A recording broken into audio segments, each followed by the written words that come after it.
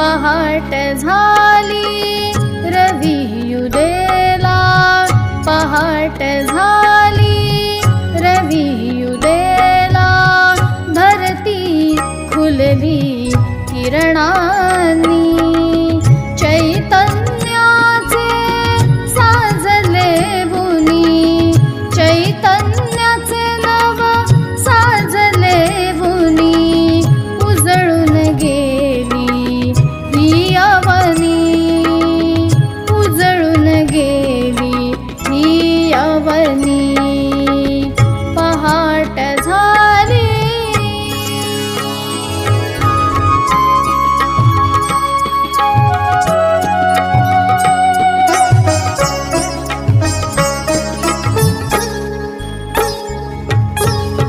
किलबिल किलबिल पक्षी बोलती, मधुर मधुर बोलानी,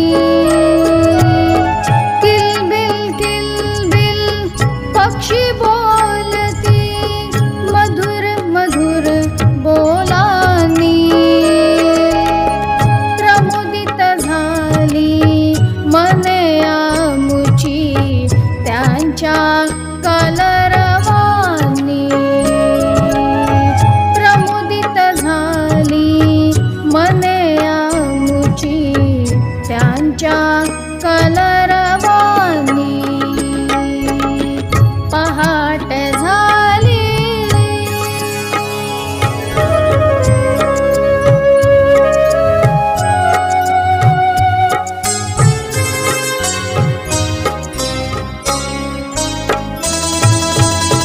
तरुवर बघ हे बहरून गेले, कोमल सुंदर सुमनांनी, तरुवर बघ हे बहरून गेले, कोमल सुंदर सुमनांनी, आसमंत गंधाळून गेले त्याच्या मोहक सुगंधानी, आसमंत गंधाळून गेले त्याच्या मोहक सुगंधानी, पहाट झाली.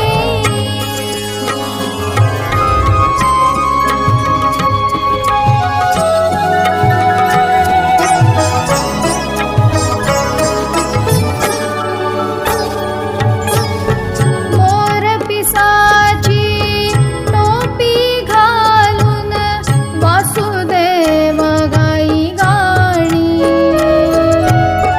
मोर पिसाची टोपी घालून वासुदेव गाई गाणी, बोलत याचे ऐकून रुजवा तुमच्या या जीवानी, बोलत याचे ऐकून रुजवा तुमच्या या जीवानी, पहाट झाली.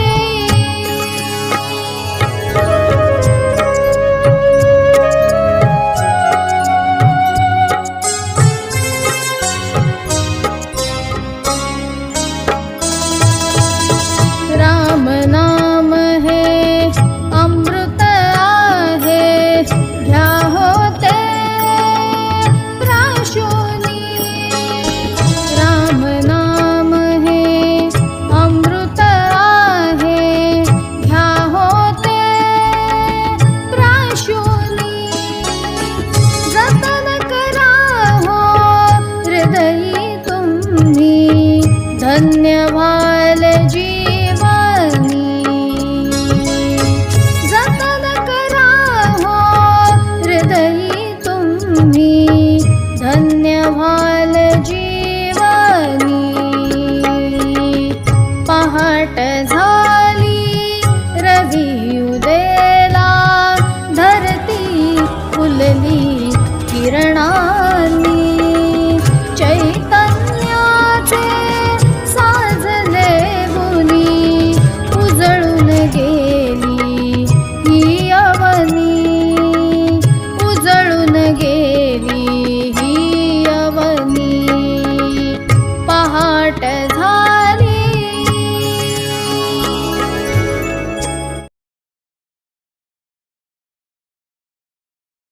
नमस्कार. नमस्कार, गुड मॉर्निंग, सुप्रभात मंडळी. मी अनुराधा अनिरुद्ध अष्टीकर आपणा सर्वांचं आतुरालयाच्या यशस्विता या कार्यक्रमामध्ये परत एकदा मनपूर्वक स्वागत करते. काय मंडळी, कसे आहात सगळे? मजेत ना? गणपती उत्सव खूप छान तऱ्हेने पार पाडला असेल. यावेळेला देवाला नैवेद्य दाखवला असेल आणि प्रसाद तुम्हाला देवाकडून मिळाला असेल, बरोबर ना? आणि नुकताच आपण पितृपंधरवाड्या संदर्भातला एक एपिसोड इथे लॉन्च केला. तुम्हा सगळ्यांच्या भरभरून प्रतिक्रिया आल्या. लोकांनी खूप छान तऱ्हेने सांगितलं की खूप वेगळ्या तऱ्हेचं मार्गदर्शन होतं. का पितृपंधरवाडा आपण पार पाडायचा असतो, का हे विधी करायचे असतात, याबद्दलचं उत्कृष्ट मार्गदर्शन झालं. वा, छान वाटलं. तुम्ही सगळ्यांनी अतिशय श्रद्धेने पितरांना पान दाखवलं असेल, नैवेद्य दाखवला असेल, त्यांचे भरभरून आशीर्वाद मिळवले असतीलच. निश्चितपणे ह्यावेळेला पित्र तृप्त झाले असतील. मग ह्यापुढचं मार्गदर्शन काय याचाच विचार करताय ना? खूप छान प्रश्न आहे बरं का. हा सुद्धा तुम्हाला हा प्रश्नही आवडेल आणि त्यावरची चर्चाही आवडेल. चला सरांशी थेट संवाद चालूया आणि आजच्या चर्चेला सुरुवात करूया. सर, खूप भरभरून प्रतिक्रिया आपल्याकडे येत आहेत. हळूहळू लोकांना यशस्विताचं महत्व कळायला लागलंय. खूप श्रद्धेने लोक तो एपिसोड बघायला लागल्यात, प्रेमाने बघायला लागलेत आणि त्यावर खरोखर मनापासून प्रतिक्रिया यायला लागल्यात. या सगळ्या प्रतिक्रियांमध्ये एक खूप महत्वाचा भाग सांगावासा वाटतो किंवा लोकांना त्याचा फायदा होऊ शकतो की ज्या लोकांची श्रद्धा नव्हती, जे लोक हे काही करत नव्हते, त्या लोकांनी सुद्धा करायला सुरुवात केली असं सांगितलं. क्या बात आहे, क्या बात. खूप मोठी गोष्ट सर तुम्ही लोकांच्या जीवनात घडून आणली. मला असं वाटतं की लोक पितृदोष निवारणासाठी कितीतरी वर्ष झगडत होते. त्यांना योग्य मार्ग आतुरालयाकडून मिळाला आणि मला असं वाटतं की आता त्यांच्या आयुष्यातले सगळेच प्रश्न मार्गी लागतील. यशाच्या मार्गाकडे त्यांची वाटचाल सुरू होईल. सर, आता आपण भरपूर पूजा अर्चा घरामध्ये केल्या, म्हणजे हरतालिका झाली, गणपती बाप्पा येऊन गेले, पितृपंधरवाडा सुरू आहे, त्यानंतर लगेच नवरात्र, अशा विविध तऱ्हेच्या पूजा ह्या चातुर्मास सुरू झाल्यानंतर घरोघरी होतच असतात. रोजची देवांची पूजा असतेच. पण या सगळ्या काळामध्ये ना एक महत्वाचा प्रश्न घरामध्ये निर्माण होतो की गणपती असो, हरतालिका असो, आपण भरपूर तऱ्हेची पत्री, भरपूर तऱ्हेची फुलं देवाला वाहतो, गणपती बाप्पालाही सेम. पण मग हे इतक्या मोठ्या प्रमाणात निर्माल्य जमा होतं, त्या निर्माल्याचं नेमकं काय करावं? किती ते आपण किती दिवस घरात ठेवू शकतो किंवा कधी ते विसर्जन करायला हवं, कुठे विसर्जन करायला हवं? छान प्रश्न, छान आहे. रोजची पूजा घरामध्ये तर होतेच आणि त्यावेळेला फुलांचा वापर होतो. जे काही घरं आहेत ती फुलांशिवाय पूजा करतात. प्रश्न त्यांना हाच आहे की या फुलांचं काय करायचं? निर्माल्य खूप मोठा विषय आहे, खूप चांगला विषय आहे. या पितृपंधरवड्यामध्ये तर आपण अभ्यासलं तर आपल्याला लक्षात येईल या फुलांचा वापर काही मिनिटांसाठी असतो. कारण जेव्हा आपण पिंडदान वगैरे करतो त्यावेळेला तिथे फुलांचा वापर होतो आणि तो किती वेळासाठी असतो? तर सगळ्यांनी नमस्कार वगैरे केल्यानंतर पिंड विसर्जित करा म्हणून सांगतात. अगदी खरं. फुलांचा भाग संपला. पण तिथेही चाफ्याची फुलं, मोगऱ्याची फुलं, म्हणजे आवडीनुसार ती फुलं तिथे आणली जातात आणि त्या काही क्षणासाठी फक्त वापरली जातात. परत हे निर्माल्य आलं. सगळा भाग जो येतो ना, हा तिथे ती गोष्ट केल्यानंतर पुढे काय करायचं हा सगळ्यांपुढेच एक मोठा प्रश्न आहे. जसं मी तुम्हाला सांगितलं, अनेक घरांमध्ये पूजा होतात, पण फुलांचं काय करायचं हे आपल्याला माहित नाही किंवा नियमित करता येणार नाही. यासाठी वापरणं टाळतात. आपण असं म्हणू की पूर्वीचा काळ खूप वेगळा होता. आजच्या काळामध्ये या गोष्टी शक्य नाही आहेत की गंगेमध्ये जाऊन निर्माल्याचं विसर्जन करावं. सगळीकडेच गंगा नाही येणार, मग असं होतं की पाण्याच्या ठिकाणी जाऊन तरी विसर्जन करावं. मग छोटी नदी असेल, नाले असतील किंवा जे काही वाहतं पाणी असेल तिथे विसर्जन करावं. पण आज या सगळ्या गोष्टी प्रदूषण होतं आणि त्यामुळे तिथे विसर्जन करायला दिलं जात नाही. आणि मग मुख्यतः तिथे काय भाग येतो तर कलश ठेवले असतात. आणि अनेकांना पटत नाही की कलशामध्ये जे शेवटी कचऱ्यामध्ये फुलं टाकायची, ते अनेकांना पटत नाही. पण इलाज नाही, पाण्यात विसर्जन करायला देत नाही, त्यामुळे कलशामध्ये ती सोडायला तुम्हाला लागतात. मी याच्यामध्ये एक सोपा वेगळा भाग सांगतो. ज्या वेळेला आपण एका फुलाचा उपयोग केलाय त्यावेळेला त्या फुलाचं काम संपलंय. संपल्यानंतर त्याचं काय व्हावं हे आपल्या हातात नसावं. बघा, कर्माबद्दल आपण खूप काही बोललो. प्रत्येक माणूस जसं कर्म करतो ना तसं प्रत्येक गोष्टीचं एक कर्म आहे. ह्या फुलांचं सुद्धा काही कर्म आहे. मग ती 15 मिनिटासाठी उपयोगात येणार आहेत का 24 तासासाठी उपयोगात येणार आहेत हे सांगणं कठीण आहे. आणि ती कोणाच्या चरणांवर जाणार आहेत हेही सांगणं कठीण आहे. खरंय खरंय. कारण फुल सुद्धा एक कर्म घेऊन आलेलं आहे. जीव आहे तो. जिथे जीव आला तिथे कर्म आलं. मग हे कर्म जेव्हा आपण त्याच्यामध्ये अडकायला जातो, बघायला जातो, त्यावेळेला असा विचार केला पाहिजे त्याचं काम संपलंय, आता त्याच्यातली ताकद संपली. रोजच्या पूजेपासून सुरुवात होते. रोज पूजा करता, दुसऱ्या दिवशी चांगली असली तरी फुलं बदलतात. मग अनेक घरांमध्ये ही प्रॅक्टिस आहे की देवाऱ्याच्याच बाजूला एक पिशवी ठेवलेली असते आणि त्याच्यामध्ये फुलं साठवली जातात. थोडा वेगळा भाग अभ्यासला तर गॅलरीमध्ये एक पिशवी लावली जाते आणि निर्माल्य त्या गॅलरीमध्ये ठेवलं जातं. 15 दिवसातनं, महिन्यातनं कधीतरी जाऊन विसर्जित करू असं सांगितलं जातं. आता हे जे काही आपण सांगतोय त्याच्यामध्ये एक भाग लक्षात येत नाही कोणाच्या की ती फुलं खराब होतात. तुम्ही वाहिलेली फुलं जरी अशीच ठेवलीत ना तरी 2 दिवसांनी त्याला बुरशी पण येते. अगदी खरंय. ती ओली होतात, सुकतात. हा अजून वेगळा. म्हणजे वेगवेगळ्या प्रतिक्रिया त्याच्यावर होत राहतात. म्हणजे सर, हा अनुभव आपल्याला कुठे येतो माहितीये? आपण जर गावाला गेलो, देवाची पूजा करतो, आपण प्रवासाला निघतो, 2-3 दिवस आपला बाहेरचा प्रवास असला ना तर आल्यानंतर आपल्याला देवघरामध्ये हा भाग हमखास दिसतो की त्या फुलांना बुरशी आलेली असते. बरोबर. म्हणजे हे सगळं आपण अभ्यासात असतो, पण काय करायचं त्याला पर्याय काय? पिशवी ठेवणं हा सुद्धा पर्याय नाही. मग सोपा पर्याय काय तर ती फुलं कामनात काढा, त्याच्यावर पाणी शिंपडा आणि चक्क रद्दीच्या पेपरात बांधून कचऱ्याच्या डब्यात टाकून रोजच्या रोज ती फुलं डिस्पोज ऑफ होऊन जातात. फार मोठी फुलं आणत नाही, पण ती काही सण समारंभ असला तरच मोठ्या प्रमाणात आणतो. नाही तर छोटीशी फुलं आहेत, एक छोटी पुडी केली की जातं. कलशात जाऊन कचऱ्यामध्ये टाकण्यापेक्षा घरातच कचऱ्यात जाऊ. अगदी खरं. पण इथे इमोशन्स आहेत, भावना खूप कठीण आहेत आणि लोक भावनांचाच फायदा घेऊ शकतात. तुम्हाला भावनिक भागामध्ये टाकलं ना तर तुमच्याकडनं पैसा सुद्धा वसूल करता येईल किंवा तुम्हाला वस्तू सुद्धा विकता येईल. पण या भावना जो माणूस बाजूला ठेवतो ना त्याला तुम्हाला फसवता नाही येणार, कारण तो प्रॅक्टिकल जाणारा माणूस. मग इथे ही फुलं घरात पुसवण्यापेक्षा, त्याची निगेटिव्ह एनर्जी तयार करण्यापेक्षा, जी घराला डिस्टर्ब करणार आहे ते काही घडण्यापेक्षा आपण म्हणून रोजच्या रोज फुलं निघून जातात.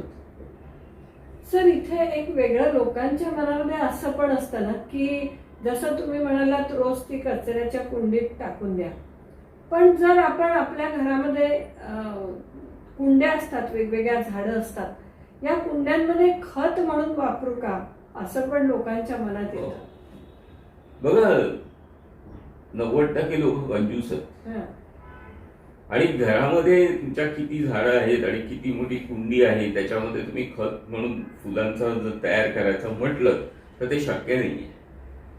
ती निगेटिव्ह ऊर्जाच तयार होऊ शकते आणि ती अख्ख्या घरामध्ये त्रास देऊ शकते. पुसण्यासाठी जी काही प्रक्रिया करायला लागते ना ती घराच्या बाहेर करायची असते, घरामध्ये नाही. आज फ्लॅट सिस्टीम मध्ये हे सगळं शक्य आहे का? नाही. मग त्या जर कुंडीमध्ये खत पाहिजे तर वेगळं आणा ना, काय त्याच्यामध्ये खर्च येणार आहे. पण ह्या गोष्टींमध्ये आपण जातो, तिथे अडचो आणि मग काहीतरी वेगळे पर्याय काढतो, पण नकळत काय करतो तर ती फुलं घरातच राहतात. खरंय, खरंय. आज बाहेर गेली पाहिजेत असं जे आपण म्हणतो ना विसर्जन. मग हे विसर्जन तुम्ही कशा स्वरूपात करता मी सांगितलंय त्याच्यात. तर ही सगळी फुलं जेव्हा काढता तुम्ही एका तामणामध्ये घेता आणि त्याच्यावर पाणी शिंपडता, ते विसर्जन झालं.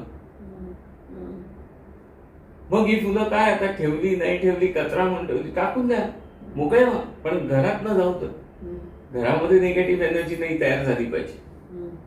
छोटी मोठी कारणांनी वाद होणं, काही कामामध्ये अडचणी येणं, काही कामं न होणं, अशा गोष्टींसाठी ही नकारात्मक ऊर्जा काम करते. मग हीच आपण नाही ठेवली तर मार्ग तरी मोकळे होत जातील. असा एक मार्ग आहे, पण ह्या मार्गाने जी काही त्रास होणार आहे ते तर निघून जातील. बाकीचे बघता येतील काय आहे काय नाही. पण यासाठी या फुलांचं विसर्जन हा भाग महत्वाचा आहे. आता ही फुलं जेव्हा तुम्ही आणता तेव्हा तुम्ही ही फुलं स्वतःची म्हणून आणता. बरोबर. स्वतःची आणलेली फुलं जेव्हा तुम्ही दुसऱ्याला देता त्यावेळेला तुमचा अधिकार संपतो. मग तुमचा अधिकार संपल्यानंतर तुम्ही किती वेगळ्या तऱ्हेने याचा विचार करू शकता. बघा तुम्ही ती वाहिलीत होणार. म्हणून असं म्हटलं जातं की देवानं व्हायची जर फुलं असतील तर त्याचा वास सुद्धा तुम्ही घेऊ नये.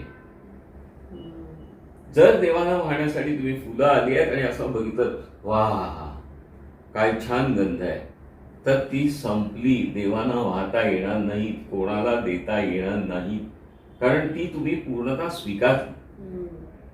पण जर द्यायची असतील तर ती वेगळी ठेवायला लागतात आणि अर्पण केल्यानंतर तुमचा सगळा अधिकार संपतो. आता त्यावेळेला डिटॅचमेंट किती तयार होते. तुम्ही निर्माल्यामधनं एखादं गुलाब काढून म्हणता का डोक्यात घालूया, नाहीच. नाही. आता जो मी पिंडदानाचा विषय सांगितला त्याच्यामध्ये चाफ्याचं एक सुंदर फुल असतं, ते तुम्ही पिंडदानासाठी वापरता आणि 5 मिनिटात गुरुजी सांगतात आता ही सगळी फुलं विसर्जित करायची आहेत. ते हा चाफ्यामध्ये तुमचा जीव खरंच अडकलाय का. तुम्ही त्यावेळेला विचार करता का की छान फुलं आहेत आणि एक नाही आहे 10-12 फुलं आहेत, छान पैकी एक माळ करूया, नाही तर एखादं फुल डोक्यात माळूया. होतं का नाही. याचं कारण काय आहे, तुम्ही डिटॅच झाला. आता तुम्ही जर याला मनाने जोडलात, मनाचा विचार केलात, दुःख तुम्हाला येतं. दुःखामध्ये अडकलेले होतं. कोणाला दुःख नाही आहे. 99% लोकांना दुःख आहे आणि 1% जो राहिलाय ना त्याला हे दुःख आहे की देव मला भेटला नाही. बाकीच्या मटेरियल दुःख आहे, पण देव भेटला नाही म्हणणारे पण 1% आहेत. पण ते पण दुःखातच आहे. मी एवढं देवाचं केलं, देव काय मला अजून भेटला नाही. ही अडकण्याची जी सवय आहे ना ही त्रासाला जाईल. आयुष्य जर सुखाचं करायचं असेल तर किती छान आहे की हे दुःख जे माझं आहे हे मी अर्पण करून टाकतो तुला. हे दुःख जर तुम्ही देवाला देऊन टाकलं ना तुमच्यासारखा सुखी माणूस नाही. क्या बात आहे. कारण देऊन टाकलं तर त्याच्यावर तुमचा अधिकार नाही. आता संपलंय. तुम्ही तो विचार पण काही करू शकत नाही की ह्या माणसाने मला त्रास दिला आणि मी दुःखी झालो, माझी ही वस्तू हरवली म्हणून मला दुःख झालं. काही नाहीये. हे दुःखाचं जे आहे हे देऊन टाका. मग हे समर्पण करणं जे आपण म्हणतो की तुम्ही तुमच्याकडची गोष्ट देऊन टाकताय त्यावेळेला तुम्ही आनंदी होऊ शकता. जसं फुलांच्या बाबतीत आहे, काही वस्तूंच्या बाबतीत पण लोक असतात की वस्तू एखादी दान केली तर त्यानंतर त्याच्यावर अधिकार राहत नाही. आपण म्हणतो की त्याचं काय व्हायचं ते होईल, पण तो आता बघेल, कारण त्याला दिली आहे. मन किती पवित्र होत जाईल, किती शुद्ध होत जाईल. आणि ही शुद्धता तुमच्या प्रत्येक इंद्रियाला मिळाली पाहिजे. असंही नाही वाटलं पाहिजे डोळ्यांना की किती छान आहे, त्यालाही वाटलं पाहिजे की हे माझं नाहीये. या सृष्टीमधल्या असंख्य गोष्टी आहेत, त्याच्यामधला एक फुलं. आणि इथे तुम्ही निर्माल्याचा विषय काढला. खरंच तुमचं टायमिंग खूप चांगलं आहे की अशा वेळेला तुम्ही विषय काढता की जिथे खरंच या फुलांचं प्रमाण खूप जास्त असतं. एक गमतीचा भाग सांगतो तुम्हाला, हल्लीच्या काळातला भाग आहे. बऱ्याच लोकांना आवडणार नाही. मी बोललेलं सगळंच पटतं असं नाही, लोक रिॲक्ट फार होत नाही, पण प्रॅक्टिकल बोलतो असं मी म्हणेन. हल्ली ना पॅकेज सिस्टीम आहे. या पितृ पंधरवड्यामध्ये सुद्धा तुम्ही सामान्य सकट पूजेला येता का असं गुरुजींना विचारलं जातं. आता हे गुरुजी काय करतात तर फुल मार्केटमध्ये सकाळी जातात, भरपूर फुलं घेऊन येतात. मग सुरुवात कुठे केली जाते तर चटावरची श्राद्ध आहेत तिथेही हीच फुलं वापरतायत, रेग्युलर श्राद्ध आहे तिथेही हीच फुलं वापरतायत आणि अख्ख्या दिवसात नाही संपली ना तर दुसऱ्याच्या घरी जाताना पण हीच फुलं नेतात. हो. फुलांनी ट्रॅव्हल किती घरात केलंय बघा. आणि फुल ही अशी गोष्ट आहे की नकारात्मक ऊर्जा पटकन पकडते. आता ही नकारात्मक ऊर्जा किती ठिकाणची या फुलांनी गोळा केली आहे आणि ती प्युरिफिकेशनला जाईल का? नाही आहे.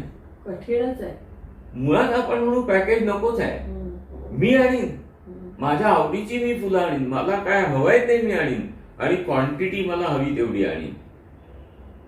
हे लोकांना धावपळ करायला नको आहे. सकाळी उठून फुलं कोण आणणार? त्यापेक्षा गुरुजी येताना घेऊन येत आहेत, आपण त्यांना एक रक्कम दिली की आपण मोकळे झालो.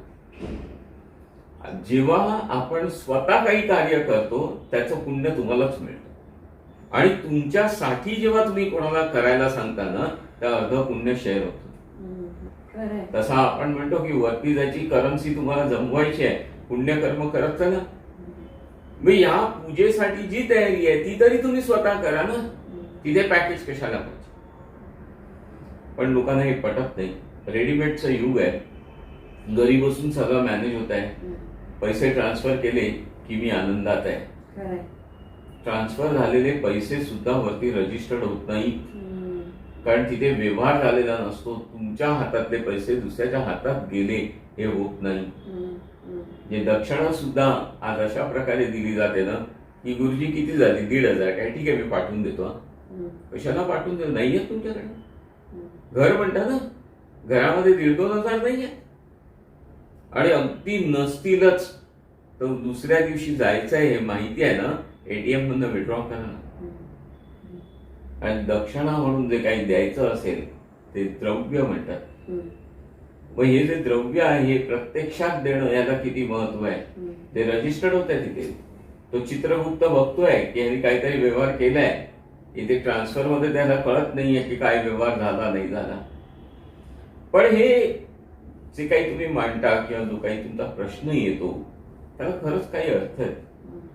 माणसांकडे असंख्य प्रश्न आहेत, येत असतात, एक एक निवडून तुम्ही त्यातले काढता, वेळेनुसार काढता, ज्यामुळे लोकांना फायदा होऊ शकतो. तर निर्माल्याच्या बाबतीत मी असं म्हणेन ताबडतोब डिस्पोज ऑफ करा. ती ऊर्जा घरामध्ये साठवण्यासारखी नाहीये. बाहेर जाऊन कचऱ्याच टाकायची आहे कलशामध्ये तर आपण म्हणून घरातल्याच कलशामध्ये टाकू, विसर्जित करू. फक्त विसर्जन करताना तामनात काढून त्याच्यावर पाणी मारा. ते सगळं तिथे संपून जाईल, थांबून जाईल आणि मग त्याचं काय व्हायचंच असेल. फुलाचं कर्म आहे, त्याला खत म्हणून बनायचं असेल, पाण्यामध्ये वाहून जायचं असेल, गुरांनी खाण्यासारखं असेल तर काही होऊ शकतं. फुलं खातात, जे गुरं म्हटलं तर हे खाण्याचा वागतात. मग हे कुठे त्याचं कर्म आहे तिथे ती फुलं जाऊ देत ना. तुम्ही कशाला अडकावून ठेवता? तुम्ही ती घरात कुसवून बाहेर टाकता, ती धड कोण खाऊ शकत नाही आणि त्याचं काय होऊ शकत नाहीये. मग हा मार्ग किती सोपा आणि साधा असेल, पटायला जड आहे कारण इथे भावना अडकल्या आहेत की फुलं म्हणजे निर्माल्य, ते अमुक फुलांचं कार्य संपलं, तुम्ही मोकळे झालात. बघा किती फास्ट रिझल्ट मिळून जाते. वा, खूपच छान सर. म्हणजे फुलांचं पण कर्म आणि त्याचं निर्माल्य झालेलं कशा तऱ्हेने टाकायचं आणि स्वतःचं दुःख ते सुद्धा ईश्वराला अर्पण करायचं, ही जी काही गुंफण आहे ना सर, ही अप्रतिम आहे. मला असं वाटतं की आपल्या प्रत्येक श्रोत्या वर्गाला, प्रेक्षक वर्गाच्या मनाला हे पण भिडणार आहे आणि त्यांना खूप याचा चांगला फायदा होणार आहे. काय म्हणता मंडळी? भिडलंय ना मनाला? पटलंय ना? साधं निर्माल्य सांगत असताना सरांनी फार मोठी गोष्ट आपल्यापर्यंत पोहोचवली आहे की ते निर्माल्य घरात का नसावं, त्यातनं निगेटिव्ह एनर्जी कशी पसरते, ते डिस्पोज ऑफ रोज कसं होणं गरजेचं आहे आणि फुलांचं सुद्धा कर्म आहे. त्या फुलाला विसर्जित होत असताना सुद्धा खत म्हणून बनायचं आहे, वाहून जायचं आहे, गुरांचं खाद्य व्हायचं आहे का काय व्हायचं आहे हे नेचर ठरवणार आहे. तुम्ही फक्त त्याला बाहेरचा मार्ग दाखवायचा आहे. आणि त्याहून सोन्याची कडी म्हणजे आपली दुःख ईश्वराच्या चरणी जर अर्पण करून टाकली तर त्या दुःखांचंही निर्माल्य होऊन जाईल. जसं आपण फुलांवरचा हक्क सोडून देतो तसा दुःखांवरचा सोडला तर, आणि मग काय जीवन जगण्यासाठी बहार येईल. करून बघूया मंडळी. चला लागा कामाला.